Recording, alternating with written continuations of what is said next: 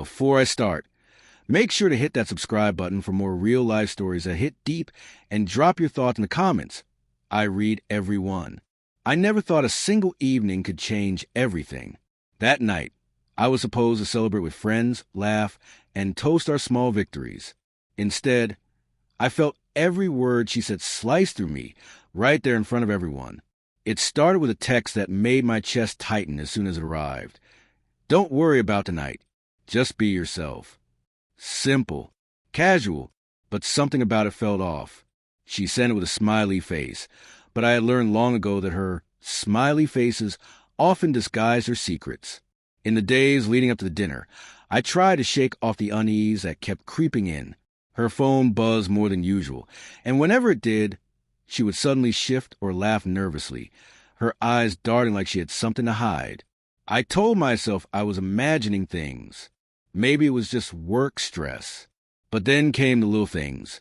Missed calls that she claimed were wrong numbers, whispered conversations in another room, and a faint scent of perfume I didn't recognize clinging to her clothes. The dinner started normally. The host's home was warm, the wine flowing, laughter bouncing off the walls. She held my hand as we walked in, and for a moment I believed in us again, just briefly. But soon, I noticed the way she leaned closer to someone else across the table, whispering, her lips curling in ways I didn't recognize.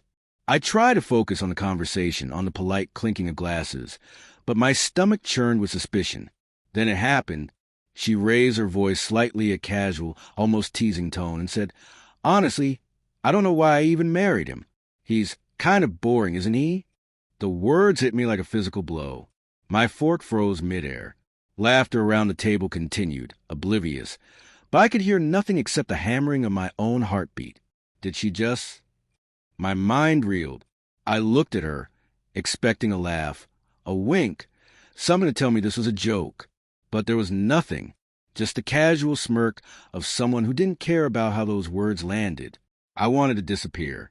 My face burned, my hands trembled, and yet I stayed seated, desperate for a rational explanation, trying to convince myself I had misheard.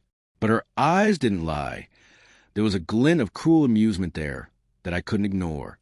After dinner, I followed her to the car under the pretense of helping with the host's packages. My voice was steady, but my mind raced. "Why would you say that?" She laughed softly. "Say what?" I was joking. "You're so dramatic." I wanted to believe her, wanted to hold on to the life we had built. But deep down I knew. The unease, the hidden messages, the perfume, it all fit together now. Her joke was a test, a way to measure my reaction, to see how much I'd tolerate. Back at home, I couldn't sleep. Every memory of her kindness now felt like a mask. Every whisper of love, every gentle touch.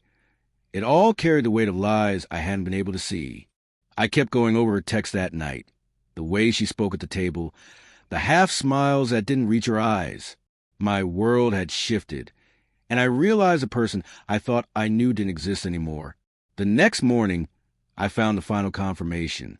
Hidden behind a drawer, a phone left carelessly unlocked, messages that confirmed my worst fears. She had been seeing someone else. Not for a few weeks, but months. The truth was painstakingly precise, cruel in its normalcy. Mundane conversations, weekend plans, secret laughter. And somewhere in all of it, she had built a version of herself that didn't include me. I confronted her quietly. I didn't yell. I didn't cry. I just said, I saw everything. Her face went pale, and for a moment, I thought I might see remorse. But instead, she leaned back, crossed her arms, and said, "I'm sorry, but you've been so predictable. I needed someone who excites me."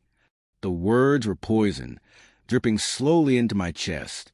In that moment, I felt the life drain out of a part of me I had given her freely. And then, with a calmness I didn't know I possessed, I stood up. "I think I need to leave," I said. I walked out, leaving her words behind, leaving the shattered illusions and the silent accusations in the air. I didn't slam the door. I didn't shout. I just left. The night was cold, but in that cold, I felt the first spark of something new. Self-respect, clarity, and the quiet knowledge that I deserved honesty, not cruelty. Even now, months later, Memories of that dinner sting, but they also remind me that betrayal is not weakness, and heartbreak is not defeat. I learned to trust myself again, to rebuild a life where I am not humiliated, and where my worth is not measured by someone else's deceit. If you've ever been in my shoes, I want to hear your story. Drop a comment below. Share your experiences, your heartbreaks, or your victories. And if you haven't already, make sure to subscribe for more stories that expose the raw truths of love, betrayal, and resilience. Because the worst nights often teach the most powerful lessons, and walking away, though painful, can be the bravest thing you ever do.